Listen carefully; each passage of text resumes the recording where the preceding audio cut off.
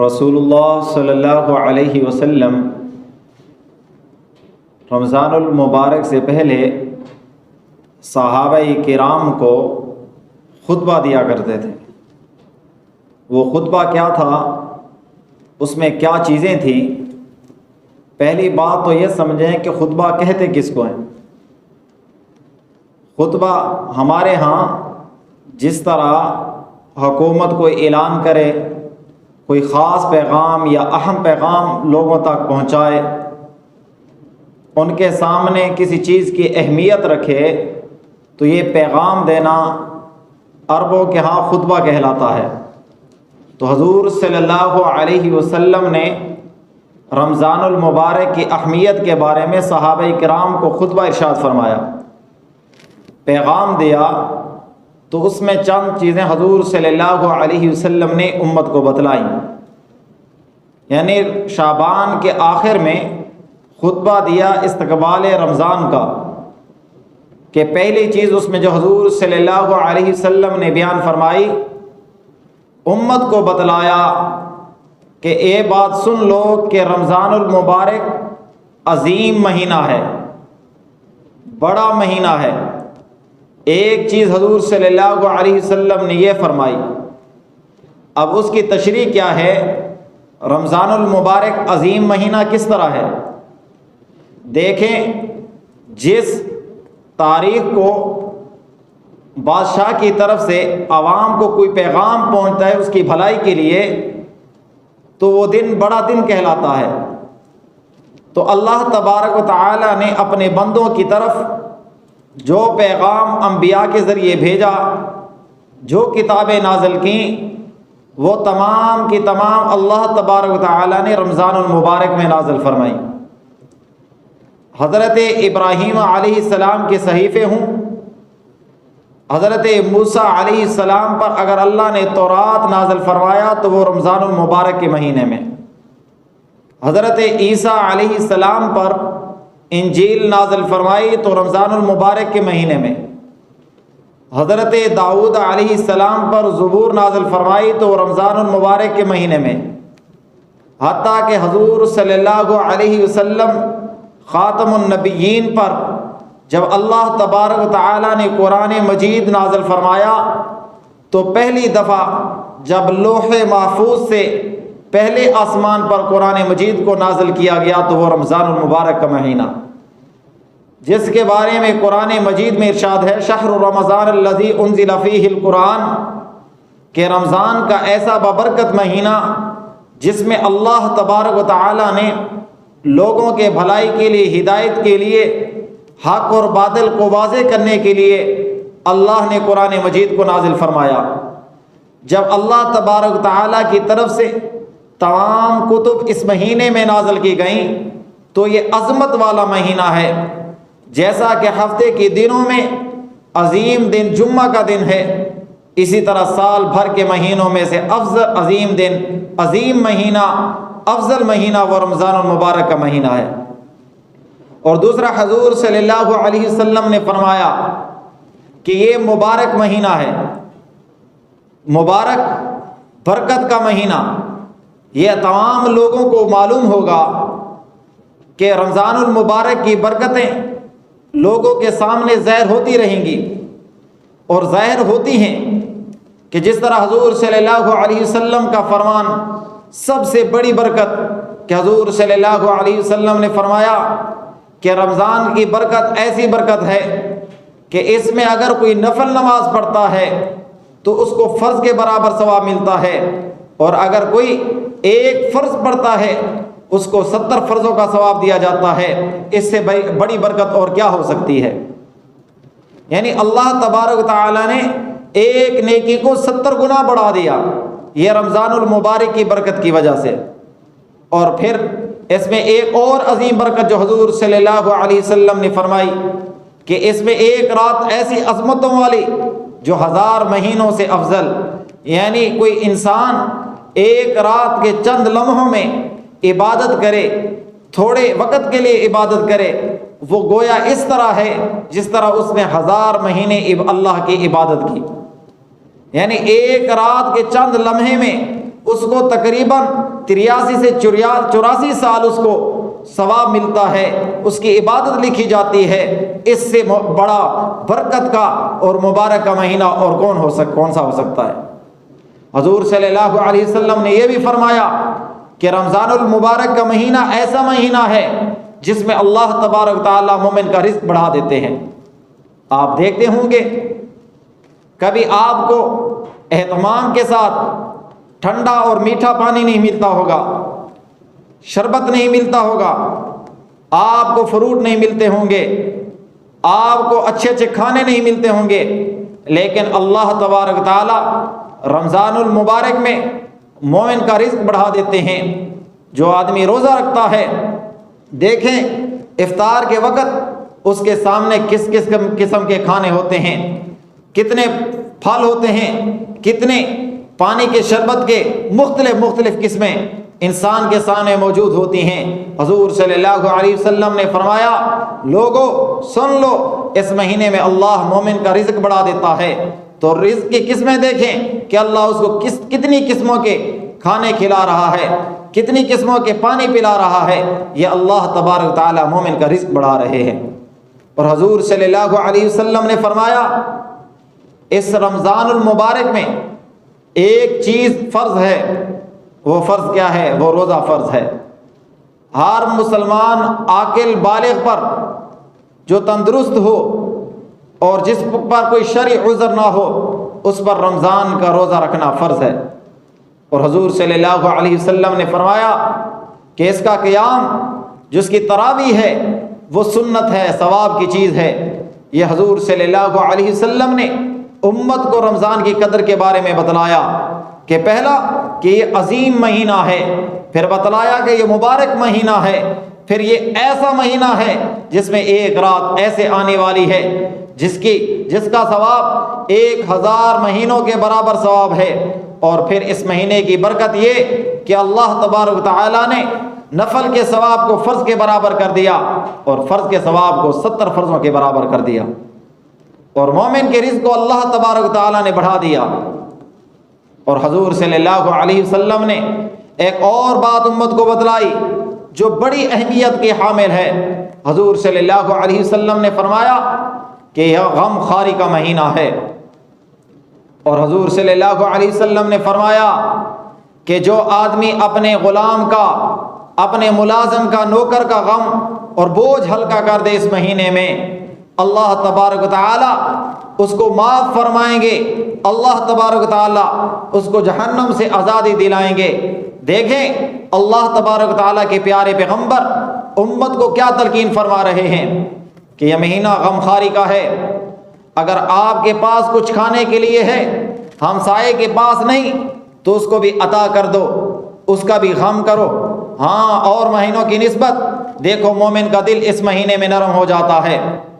وہ آدمی جو کسی کو 10 روپے دینے کے لیے تیار نہیں، لیکن رمضان میں وہ ہزاروں لوگوں پر، غریبوں پر ہزاروں خرچ کرتا ہے، کہیں افطار کا بندوبست کرتا ہے، کہیں پانی کا بندوبست کرتا ہے، کہیں کھانے کا بندوبست کر رہا ہے۔ اللہ تبارک تعالیٰ نے اس کے دل میں امت کا غم ڈال دیا۔ اور ساتھ میں جو بڑے لوگ ہیں، امیر لوگ ہیں، جو مالک ہیں، فیکٹریوں کے، کارخانوں کے ذمہ دار لوگ ہیں، ان کے لیے پیغام دے دیا کہ اپنے ملازموں کا بوجھ ہلکا کر دو۔ اگر روزے کے لیے کہ وہ روزہ دار ہوں، آپ نے بوجھ ہلکا کر دیا، اس کے بدلے میں اللہ آپ کی مغفرت فرما دیں گے، اور اللہ آپ کو جہنم سے آزادی دلا دیں گے۔ یہ اللہ کی طرف سے وعدہ ہے۔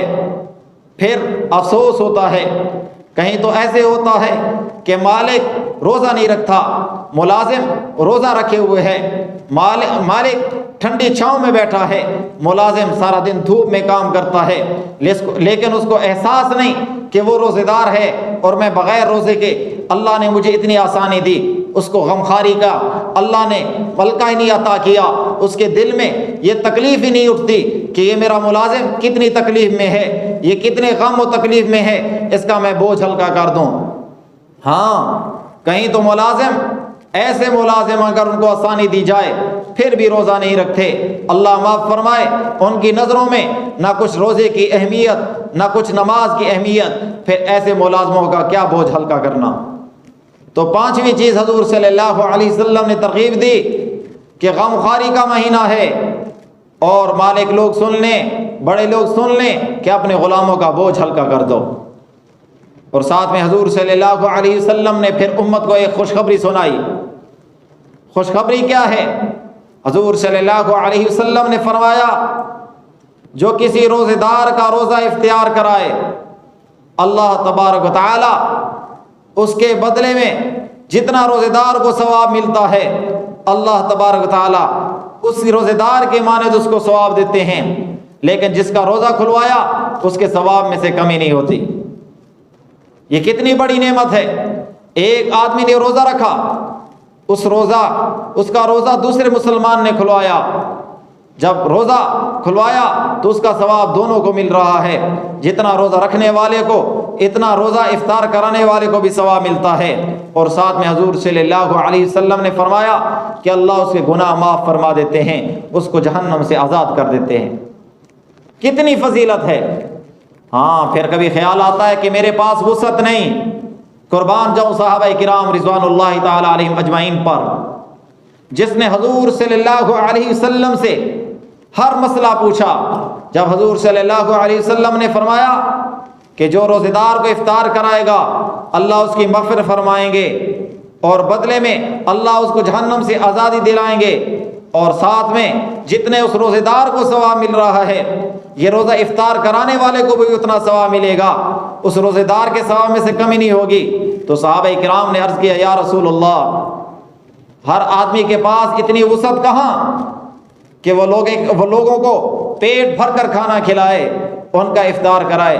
تو حضور صلی اللہ علیہ وسلم نے فرمایا سن لو، حضور صلی اللہ علیہ وسلم نے فرمایا یہ ثواب پیٹ بھر کر کھانا کھلانے پر نہیں، اگر کوئی اخلاص کے ساتھ اللہ کی رضا کی خاطر کسی کا روزہ ایک کھجور کے ذریعے کھلوا دے، کسی کا روزہ پانی کے ذریعے افطار کرا دے، یا لسی کے گھونٹ کے ذریعے افطار کرا دے، اس کا بھی ثواب اس طرح ہے جس طرح وہ آدمی پیٹ بھر کر کھانا کھلائے۔ یہ کوئی بات مشکل ہے؟ کہیں جاؤ کھجوریں دے آؤ، جو لوگ افطار کریں گے آپ کو بھی افطاری کا ثواب ملے گا۔ کہیں شربت کا انتظام کر دو، کہیں لسی کا انتظام کر دو، کہیں دودھ کا انتظام کر دو، وہ افطار کرے گا آپ کو افطاری کا مکمل ثواب ملے گا۔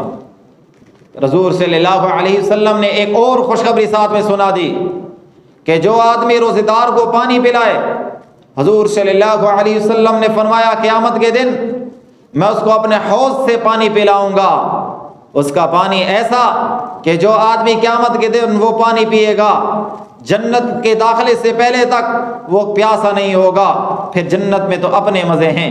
یعنی قیامت کے دن جو حضور صلی اللہ علیہ وسلم کے حوض مبارک سے پانی پیے گا اس کو پیاس نہیں لگے گی۔ تو آج کسی روزے دار کو پانی پلا دو، افطار کرا دو، آپ کے لیے بھی یہ ثواب اللہ تبارک و تعالیٰ کی طرف سے مل جائے گا۔ پھر حضور صلی اللہ علیہ وسلم نے فرمایا ایک اور لوگوں کے لیے خوشخبری کہ حضور صلی اللہ علیہ وسلم نے فرمایا اس مہینے کے 3 احوال ہیں، 3 عشرے ہیں۔ پہلا عشرہ حضور صلی اللہ علیہ وسلم نے فرمایا رحمت کا عشرہ ہے، دوسرا مغفرت کا عشرہ ہے، اور تیسرا آگ سے آزادی کا، خلاصی کا یہ عشرہ ہے۔ پہلا رحمت کا، جو آدمی نیک ہیں ان کے لیے ابتدا سے رمضان المبارک رحمت کا مہینہ، پہلے رمضان سے اس پر اللہ کی رحمت نازل ہوتی ہے، رحمت برستی ہے جو اللہ کی فرما برداری میں لگا ہوا ہے۔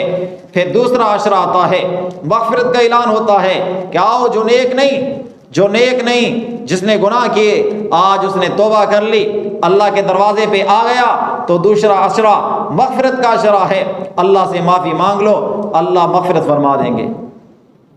اور تیسرا عشرہ جو بالکل اللہ سے نا امید تھے، اب اللہ کے دروازے پر آ گئے، اللہ سے معافی مانگ لی، گناہوں میں ڈوبے ہوئے تھے، اب اللہ کے دروازے پہ آ گئے تو اللہ ان کو بھی آگ سے خلاصی عطا فرما دیں گے۔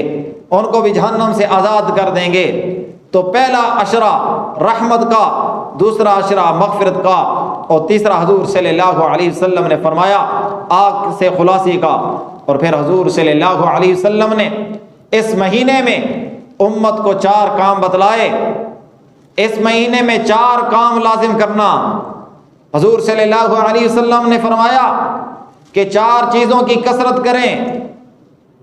2 چیزیں ایسی ہیں جو اللہ کی رضا کے لیے، اور 2 چیزیں ایسی جس کے بغیر کسی انسان کا گزارا نہیں، کسی انسان کا چارہ نہیں۔ پہلی 2 چیزیں جو اللہ کی رضا کی خاطر، پہلی چیز کلمہ طیبہ، لا الہ الا اللہ، اس کا ورد کریں کثرت کے ساتھ۔ کلمہ طیبہ اس کی کثرت کریں، اللہ کے ہاں کلمہ طیبہ کے ساتھ اپنا مقام بڑھائیں، اللہ کے ہاں نیکیاں لے کر جائیں، لا الہ الا اللہ کا ورد کرتے رہیں، کیونکہ یہ جنت کی کنجی ہے۔ اور سب سے افضل ذکر لا الہ الا اللہ، حضور صلی اللہ علیہ وسلم نے فرمایا سب سے افضل ذکر لا الہ الا اللہ ہے۔ تو پہلی چیز لا الہ الا اللہ کی کثرت کرو، اور دوسری چیز حضور صلی اللہ علیہ وسلم نے فرمایا اللہ کی رضا کی خاطر استغفار کیا کرو، استغفر اللہ الذی لا الہ الا هو الحی القیوم واتوب الیہ۔ جو اللہ سے سچے دل سے معافی مانگتا ہے، صبح و شام مانگتا ہے، کثرت سے مانگو، اللہ اس کے گناہوں کو معاف فرما دیتے ہیں۔